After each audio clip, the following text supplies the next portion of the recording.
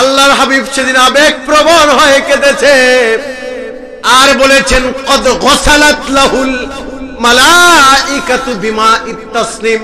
তুমি কি তোমার স্বামীকে সাধারণ মনে করেছো? তোমার স্বামী অসাধারণ ব্যক্তি। কদ গসালাত লাহুল মালাইকাতু বিমাইত তাসনিম।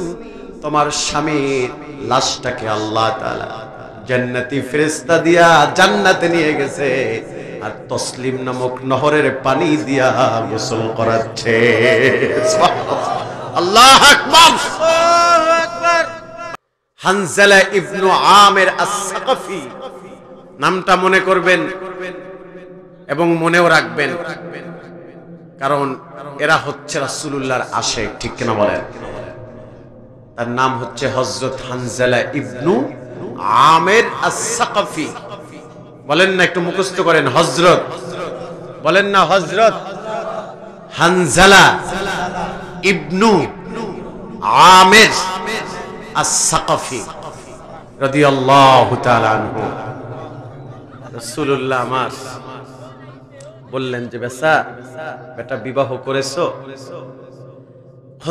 উহুদের যুদ্ধেও চলে এসেছে, তাহলে তুমি তোমার স্ত্রীর সাথে থাকো, আমি যুদ্ধে গেলাম। বললে হুজুর কি বলেন, আমি আমার স্ত্রীর সাথে টাইম স্পেন্ড করব আর আপনি যুদ্ধে থাকবেন, এটা আমি হানজালা ইবনে আমির আস-সাকাফি মেনে নিতেই পারতেছি না। হুজুর হাতটা চেপে দিয়ে বললেন, রাসূল যেটা বলেছেন মেনে নাও। সুবহানাল্লাহ। তিনি আর কথা বাড়ালেন না, স্ত্রীর সাথে টাইম স্পেন্ড করছে। গভীর রাতে একটা শব্দ তার কানে ভেসে আসলো যে আল্লাহর হাবিব শহীদ হয়ে গেছে। আল্লাহু আকবার। তার এবার আরামের ঘুমটা হারাম হয়ে গেছে, ফুলের বিছানাটা কাঁটায় পরিণত হয়ে গেছে। স্ত্রীকে বলল, না তলোয়ারটা আমার হাতে দাও।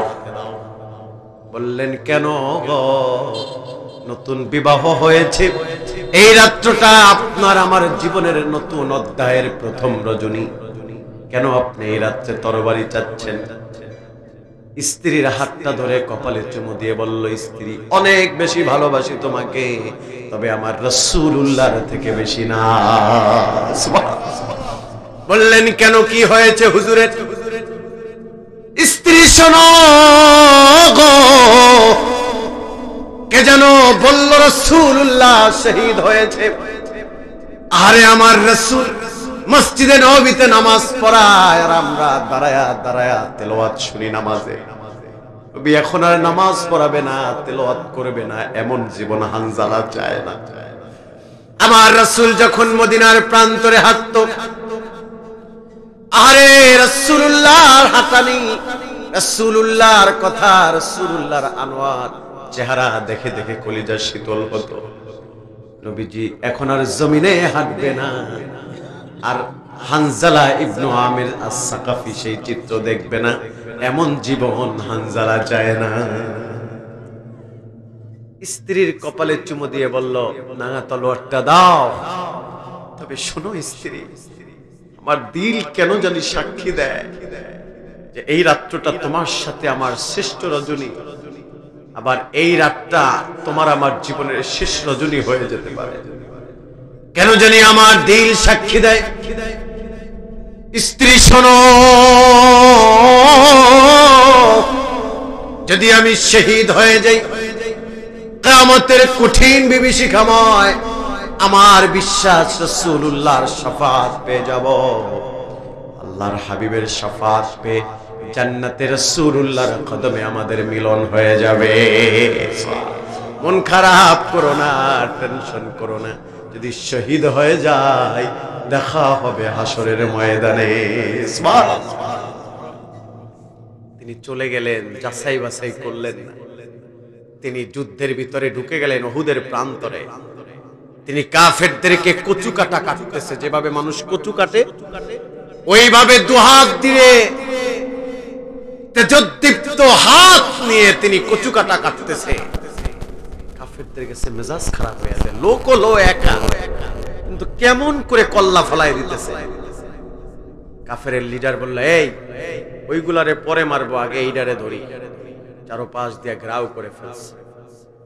আঘাতের পরে আঘাত, তীরের পরে তীর, আঘাত করতে করতে করতে করতে বেচারাকে শহীদ করে দিল।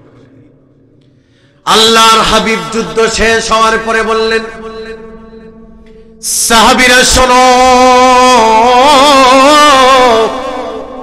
আমি রাসূলুল্লাহ আদেশ করে দিলাম, যারা শহীদ হয়েছে তাদের লাশগুলো এক জায়গায় করো এবং বিনা গোসলে তাদের দাফন কাফন করে দাও,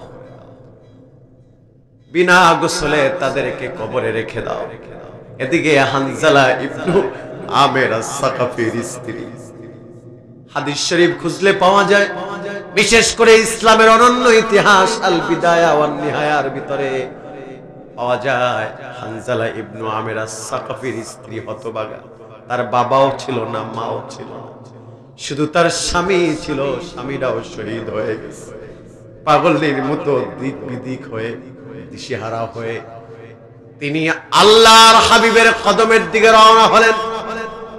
নবীজি দূর থেকেই দেখলেন হানজালা ইবনে আমের আস-সাকাফির স্ত্রী আসতেছে। আল্লাহ হাবিব মায়ার নজরে তাকায়া বলল, তোমার খুশনসিব, তোমার স্বামী জান্নাতি হয়ে গেছে। সুবহানাল্লাহ। দুইটা চোখের পানি ছেড়ে দিয়ে বললেন, ইয়া রাসূলুল্লাহ, আমার স্বামী শহীদ হয়েছে, আমার দুঃখ নাই। দুঃখ পেতাম যদি আমার রাসূলুল্লাহর শরীর থেকে রক্ত ঝরতো। সুবহানাল্লাহ, আল্লাহু আকবার। আমার স্বামী মারা গেছে, দুঃখ নাই, কিন্তু রাসূলুল্লাহ জান্নাতে জাসাদ থেকে যদি রক্ত ঝরতো আমি মেনে নিতে পারতাম। বলল, কেন এসেছো?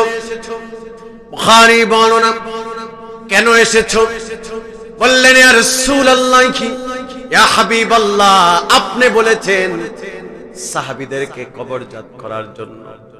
আকানা জুনুবান ফিল লাইল, আমার স্বামী রাতের বেলা আমার সাথে টাইম স্পেন্ড করেছে, আমার স্বামী নাপাক হয়ে গেছে। ইয়া রাসূলুল্লাহ, কবরজাত করবেন, তবে তাকে গোসল করায়া নিয়েন, এই খবরটা বলার জন্যই এসেছি। আল্লাহর